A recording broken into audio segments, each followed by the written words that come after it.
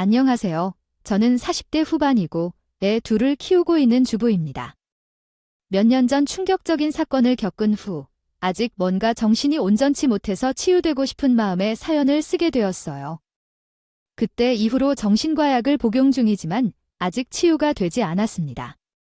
부디 많은 분들이 저를 보듬어 주시고 위로해 주시길 바라며 끔찍한 사건을 적어보도록 하겠습니다. 저와 남편은 20대 중반의 지인의 소유로 만나 오랜 연애를 하다가 33살에 결혼했습니다. 이는 완벽하진 않지만 같이 있으면 늘 마음이 편해지는 순간이 많아서 평생 함께하기로 했습니다. 남편에겐 부모님이 계시지 않았어요. 대학 시절에 큰 사고를 당하셔서 한날 한시에 돌아가셨죠. 그리고 12살 차이가 나는 신우가 있었는데 조부모님이 키우고 있습니다. 이러한 내용을 적절한 문법 구조로 다시 써보겠습니다. 다행히 어린 신우를 돌봐야 할 일이 없어서 내게는 다행이었습니다. 그런데 연령 차이가 많이 나는 남매는 아주 각별했습니다. 고등학생인 신우는 하루 종일 집을 떠나 우리 신혼집에 놀러오고 먹고 잤습니다. 결혼하고 동시에 임신한 나는 누구를 챙겨주기보다는 챙겨주어야 하는데 철없는 신우는 나를 괴롭게 했다가 떠났습니다. 제가 동생을 보살피기보다는 보살피는 쪽으로 돕기 요하는 신우는 날 정말 괴롭게 했습니다. 신우는 남편과 결혼해 나와 함께 살기를 제일 싫어했는데 형제가 살고 있는 곳에 대해 이것저것 지적을 하며 지루했습니다. 한편 신우는 나를 심하게 질투하기도 했습니다. 결혼 후에 남편과 사는 것에 불만을 가지면서도 그녀는 콧소리를 내었습니다. 애교를 부리기도 했으며 내일부터는 성인이 되지만 제 남편의 팔베개를 하고 잠을 자는 것이었습니다. 이해할 수 없는 행동이 저를 불편하게 만들어서 신우의 얼굴만 보면 자연스럽게 안도가 되곤 해서 공부를 지지리 못해 지방대에 가게 된 신이가 자취생활을 하게 되었습니다. 그 소식이 얼마나 지난지도 모르게 4년 동안은 마음 편히 지낼 수 있겠다고 하는 기쁜 마음이 들었습니다. 그래서 전 출산한 아들을 키우며 남편의 뒤를 서다는 주부로 지냈습니다. 몸은 조금 피곤하고 힘들긴 했지만 마음이 상하는 일은 없어서 스트레스는 하나도 받지 않았습니다. 그러던 중 이른바 지방 다녀가는 신이 우리 집에서 2달 동안 살다가 돌아갔습니다. 아들 하나를 키우고 있습니다. 그 뼈도 삭신이 쑤셔서 죽겠는데 신우가 옆에서 똑같이 행동하니 진짜 싫었습니다. 눈치도 없고 배려도 없어서 손에 물 한 방울도 묻히지 않는 사람이라 도통 정의를 갖지 않았습니다. 그렇게 4년이 지나 대학을 졸업한 신우이는 취직할 생각을 하지 않았다고 했습니다. 다시 서울로 올라와 할머니와 둘이 지냈지만 남편이 주는 생활비로 먹고 살았습니다. 전부였습니다. 그런데 더 가관인 건 신우의 주변에는 친구가 한 명도 없었어요. 그도 그럴 것이 성격이 지랄인데 누가 옆에 있으려고 하겠습니까? 대학까지 나왔으면 자기가림을 해야 하는데 신우는 할머니 집에 얹혀 살면서 백수의 삶을 계속 이어갔습니다. 물론 우리 집에 자주 찾아와서 온갖 상스러운 짓을 하고 돌아가면서 말이지요. 그러다 얼마 후 연하신 할머니께서 돌아가셔서 할머니 집에서 혼자 살게 된 상황이 시작되었습니다. 친구나 연인 누구도 없을 뿐만 아니라 외로움에 시달리는 신우가 있어서 때로는 이틀에 한 번씩 우리 집에 와서 밥도 먹고 자리도 차리고 제 아들을 갖고 놀아주기도 했습니다. 정말 예쁘지 못한 옷도 많아 이것저것 생각했습니다. 개진상과 화병으로 죽을 것 같은 날에 남편에게 신우가 집에 들어오지 말라고 요청했습니다. 한 달에 한 번만 집에 오도록 말했죠. 여보, 이런 아가씨 때문에 스트레스가 한없이 쌓이는 것이야. 온 나머지 시간에는 우리 세일을 올리면서 아이 속을 혼밥하느라 고생할 리가 없어. 애를 질투할 필요가 없잖아. 좀 어른스럽게 대하길 바라. 간식을 빼앗아 먹어서 애한테 문제지 푸는 거예요? 틀리면 무식하다고 할지 않나요? 이제 나이도 먹을 만큼 먹었으면 철 좀 들어야 하는 건 아니야, 여보. 미경이가 부모님을 거의 보지 못했잖아. 줄곧 할머니랑 살며 철이 없어 사랑을 제대로 받지 못해서 그런 거야? 마음이 얼마나 외롭고 힘들까? 아니, 그렇다면 쟤 없는 나랑 준이한테 그냥 당해주라는 거예요. 당신이 맨날 오냐고 하니까 당신 동생이 계속 그래. 그렇다면 너무 함부로 말하지 마세요. 그렇다면 어떻게 살아도 되나요? 당신이 조금 힘든 건 알겠는데 그렇다고 가족에 오라 말라는 것은 할 수 없는 것이죠. 그래서 계속 아가씨가 진상짓을 하도록 내버려 뒀다가 나는 이런 식으로 살 수가 없어. 그냥 세준이를 데리고 있어? 친정에서 지낼게요. 당신은 잘난 아가씨랑. 여기서 둘이 살아. 남편도 이기적으로 나와서 저는 배수진을 찾습니다. 바로 캐리어를 꺼내 짐을 챙기는 시작했습니다. 그러자 그기가 저를 말리며 친우의 출입을 제한할 거라고 하더군요. 아이 뭐 이러지? 아이 알았어. 미경이 출입지 시킬게. 한 달에 한 번만 오라고 할 테니까 그면 하란 말이야. 진짜지. 만약 약속을 하면 바로 친정으로 갈 거야. 그리고 아가씨 용돈도 그만 끊어. 돈 필요하면 알아서 벌어먹고 살려고 하란 말이야. 아이, 그건 아직 취직을 못해서 저러고 있는데 어떻게 용돈까지 끊겠어. 조금 줄이도록 할 테니까 취직할 때까지만이라도 기다려줘. 미안해. 나 좀 봐주라. 화딱지가 나긴 했지만 또 혼자 외롭게 살고 있는 신우에게 연민이 생긴 것 같았습니다. 일자리도 못 찾은 데다 친구가 없어 지내고 있으니 처음으로 불쌍하게 의지하고 기댈 곳이라고는 제 남편 하나뿐이니 더는 말하지 않고 알아서 하라고 열려주네요. 다행히 남편이 신이에게 크게 뭐라 했는지 저희 집에 오는 횟수를 대폭 줄였답니다. 그 정이 떨지는 얼굴을 보고 살아서 그런지 속이 아파했습니다. 하지만 저에게 질렸는지 신우에 미친 진상 자질이 더 심해졌습니다. 남편에게 들린 이야기가 화가 나서 제 머리 위로 오르려고 말 같지 않은 소리를 했더군요. 세희, 그렇게 안 봤는데 뒤에서 호박 가는 스타일이네요. 내가 이 집에 오는 것이 그렇게 어색했어요. 그럼 나에 대해 대놓고 말하면 될 것이지. 왜 오빠랑 나 사이를 어색하게 만들었는지. 얼마나 많이 욕을 했는지는 모르겠지만 안 봐도 화가 나네요. 언니는 오빠랑 아예 안 보고 살았으면 좋겠어요. 오빠가 나를 더 사랑하는 것 같아서 기분이 좋을 텐데요. 아가씨, 말씀을 조금 가려서 하세요. 제가 만만해도 상사라고요. 또한 여러 번 말했잖아요. 우리 집에 오면 어른답게 행동하라고요. 무슨 시비로 사랑을 상하게 할 거면 그만 나가달라고 수백 번 말했잖아요. 그러니 눈치를 보면서 행동해야 하죠. 아가씨, 본인이 모르는 부분이 있는 것 같아서 남편에게 부탁했습니다. 좀 찾아오시길 바랍니다. 그러니까 오빠와 나 사이를 갈라놓겠다는 작정을 한 것 같아요. 제 말이 맞는데 왜 인정을 안 하시나요? 도대체 내가 뭘 잘못했는지 모르겠더라고요. 대화가 이렇게 안 통하는 사람이 제 신우이라고 하는 것이 원망스럽고 후회스러웠습니다. 제 신우의 수준을 아시겠죠? 왜 친구가 하나도 없고 취직을 못하는지 답을 보이시죠? 어쨌든 신우의 우리 집에 초립을 자제하라고 하자 더 심하게 진상을 떨었습니다. 언니, 우리 오빠가 벌어다 주는 돈으로 편하게 먹고 사는 주제와 내 용돈을 왜 줄이라고 한 거죠? 이건 맞지 않잖아요. 언니는 오빠 덕에 호강하고 핏줄인 나는 아무 혜택을 받지 못한다는 게 말이에요. 아참, 아씨, 진짜요.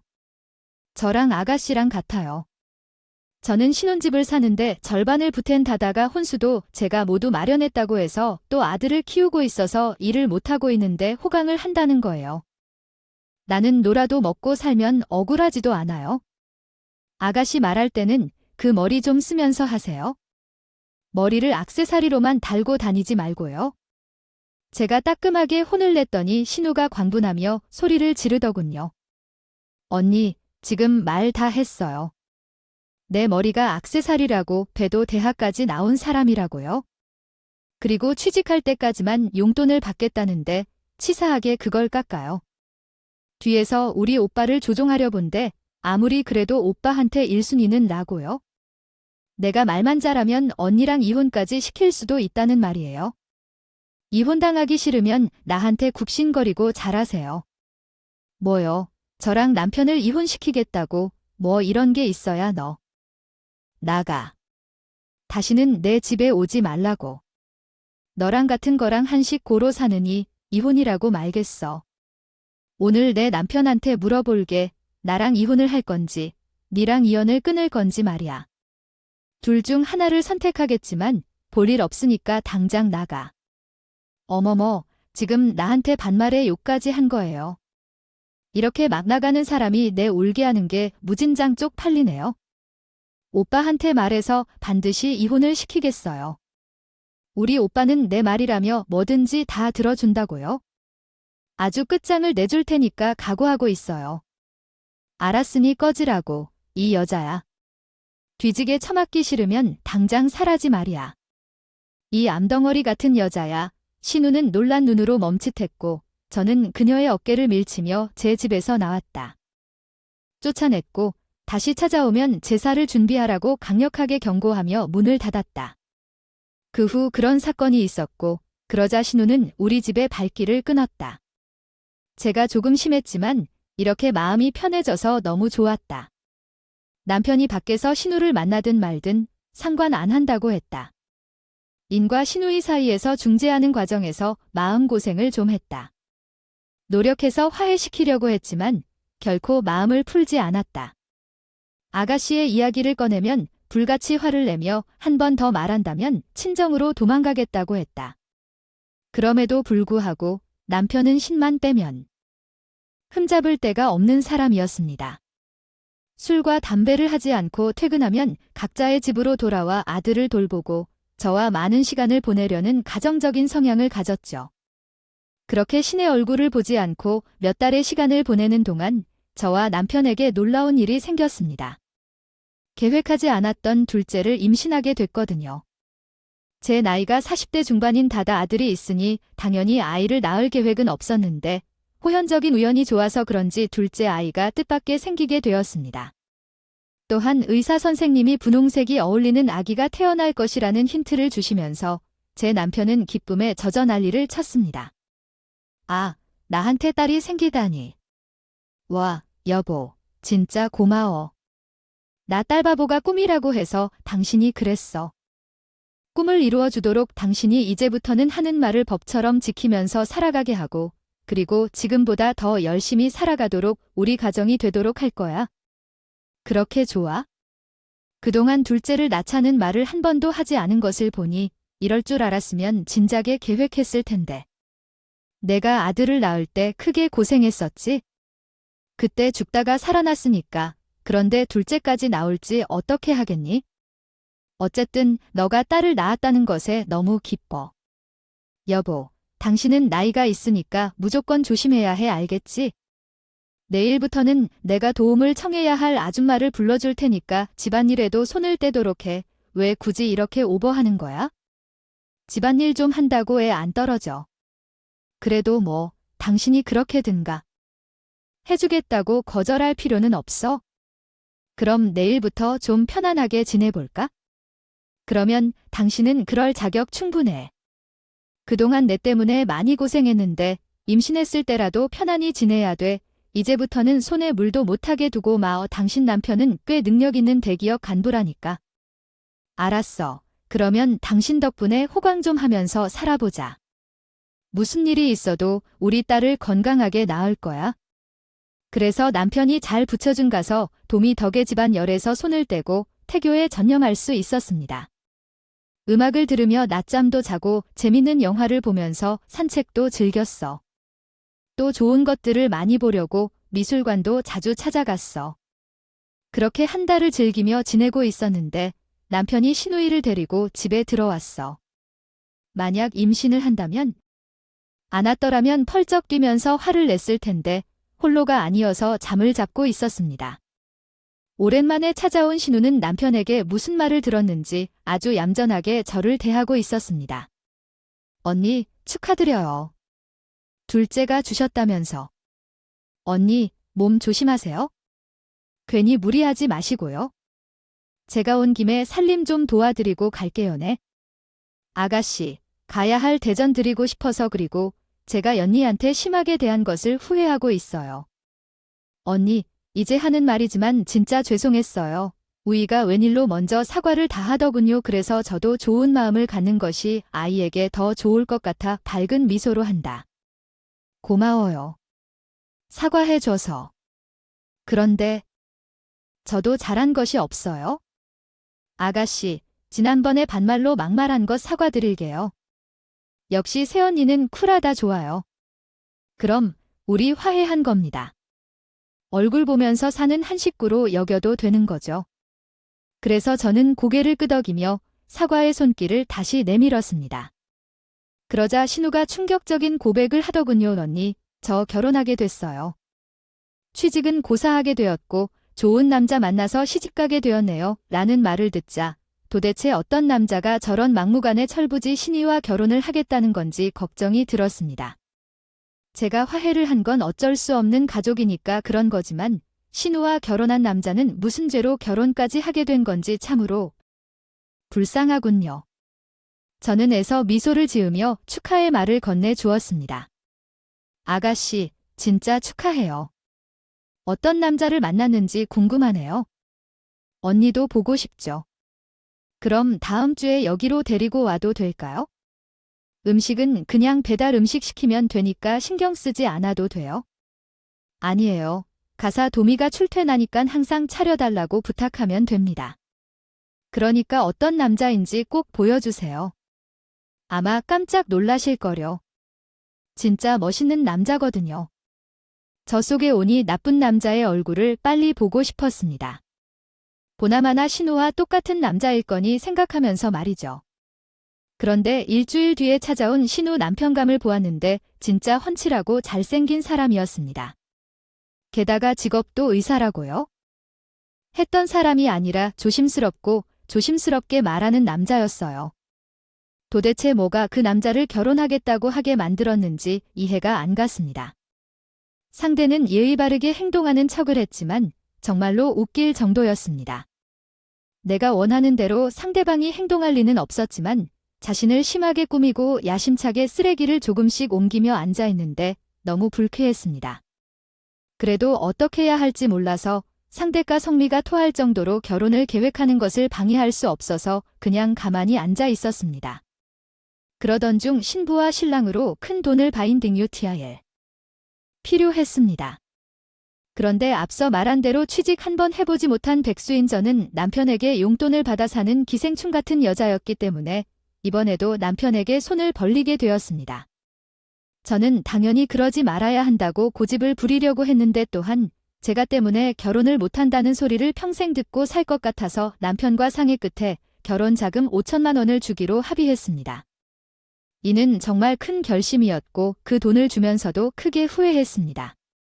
그래서 다행히 의사 신랑이 마련한 신혼집에 결혼 자금을 치웠는데 뭔가 부족한 것이 있었는지 신이가 저를 찾아와 돈을 요구하더군요. 새언니, 오빠 돈을 언니가 관리한다면서요. 내가 마련한 결혼 자금이 많이 모자라서 돈이 좀 더 필요한데 도와주시죠. 라며 아가씨가 말했습니다. 그게 무슨 일인지요? 소리예요. 또 돈을 달라요. 저희가 들린 5천만 원이면 혼수를 마련하기 충분하잖아요. 신혼집이 그렇게 넓지도 않아 뭘 더 채우라는 건가요? 아가씨, 먼저 들린 5천만 원도 저희가 진짜 큰 결심하라고 도와드린 거예요. 그 정도로 고맙게 생각하고 만족하시고 사세요. 아니면 직접 돈을 벌어서 충당하세요. 언니, 어느 세월에 이래서 돈을 벌어요? 이제 결혼식이 코앞인데 좀 도와주세요. 제 남편이 의사니까 금세 돈을 갚을 수 있을 거예요. 제 남편은 저밖에 모르는 순둥이 해달라는 건 다 해줄 겁니다. 딱 1,000만 원만 태워주세요. 이제까지 얹어서 갚아드릴게요. 저는 100만 원이든 1,000만 원이든 계속 안 된다고 거절했는데 신우가 마지막 부탁이라며 끝까지 졸라댔습니다. 그래서 결국 신우를 쫓아내려고 억지로 결정을 내리고 말았네요. 아휴 알았어요. 1,000만 원이면 되는 거죠? 그 이상은 안 됩니다. 아가씨, 이제 시집가면 저희한테 그만 의지하시고 남편이랑 알아서 잘 사세요 아셨죠? 돈을 빌려주면서 마지막 충고를 해줬습니다. 제발 저희 부부를 괴롭히지 말라는 말 글 돌려서 건네주었죠. 그러자 신우는 고개를 끄덕이며 두 손을 내밀며 돈을 달라고 쫑알거리더군요. 결국 그 자리에서 계좌 이체해주고 끝냈습니다. 그런데 며칠 지나지 않아 신우가 다시 저를 찾아왔습니다. 역시나 결혼 준비하면서 들어가는 돌이 늘어났다며 손을 벌리려고요. 새언니, 이번이 마지막이에요. 저도 결혼할 때 이렇게 돈이 많이 들어가는 줄 몰랐네요. 시댁에 예단을 들어가야 하는데 돈이 턱없이 부족해요. 의사 집안이니 아무래도 돈이 많이 드네요. 또 어머니, 도대체 예단을 얼마나 채우길 그 많은 돈이 모자라다는 거예요? 아가씨, 저희도 그 돈 힘들게 모은 거예요. 또 앞으로는 딸아이까지 태어나면 돈이 들어가는 게 2배로 늘어난다고 하더라고요. 여기서 저는 도와드리지 못합니다. 아가씨가 알아서 대처를 하든 뭐 하든 혼자 해결하세요. 제가 으르렁대면서 돈을 빌려주지 못하겠다고 했더니 신우이가 혀를 차며 짜증을 냈습니다. 새언니, 뭔가 착각하시는 것 같은데 그 돈은 우리 오빠가 혼자 번 돈이잖아요. 언니는 집에서 살림해 하면서 왜 오빠가 돈을 자기 멋대로 결정하고 주는데 이게 어떻게 내 남편 혼자 번 돈이에요? 제가 집에서 내주와 목도 들어있는 돈이라고 우리 둘이 같이 번 돈이란 말이에요. 웃긴데 새언니 진짜 생각하는 게 왜 그 모양이에요? 지금 임신했다고 큰 소리를 치렁치렁거리고 있나 봤는데 그래봐도 오빠한테는 제가 준비가 된 사람이에요. 제가 예전에도 말했었죠. 언니가 돈을 내놓지 않겠다고 하니깐 오빠를 직접 만나서 받아야 해요. 동생의 결혼이 중요한지 언니의 얘기가 중요한지 둘 중에 어떤 게 더 중요한지 고민해 보자고요. 결혼을 코앞에 둔 예비 신부여 친구는 여전히 철선이 없는 애 같았습니다. 그리고 한마디로 화를 나게 하기도 하는데 그런 모습이 밉다고 생각해. 상황이 그렇죠. 어쨌든 신우의 말에 놀라서 곧바로 쫓아냈어요. 그걸 지금 얘기하고 있습니다. 아가씨, 언제쯤 처리하실 건가요? 아가씨 남편도 이 사실을 알고 계신가요? 제 임신 이야기가 왜 나오는지 이해가 되지 않네요. 아가씨, 남편을 꼬드겨 돈을 받든 말든 상관하지 않을 테니 그만 가주세요. 아이가 거북하다고 하네요. 그러자 자리를 박차고 일어난 신우가 쌍심지를 켜고 오래 째려보더니 제 집을 나가려는 거더라고요. 그 순간 당장이라도 삽으로 눈을 파버리고 싶은 생각이 들었어요. 화가 나지만 흥분하면 안 되니까 뱃속 아기가 위험할 수 있어요. 명상을 하며 잊으려고 노력했어요. 이렇게 중간에 남편과 헤어져 버릴 수 있는 것 같네요. 만났다는 이야기를 듣자 궁금해지더라고요. 그 이가 어떤 결정을 했는지 바로 물어봤습니다. 여보, 아가씨가 돈 달라고 했지? 당신 뭐라고 했어? 어떻게 하기로 했냐고?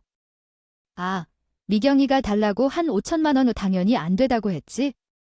우리 이제 딸이 태어나면 돈 들어갈 때가 많으니까 거절했지?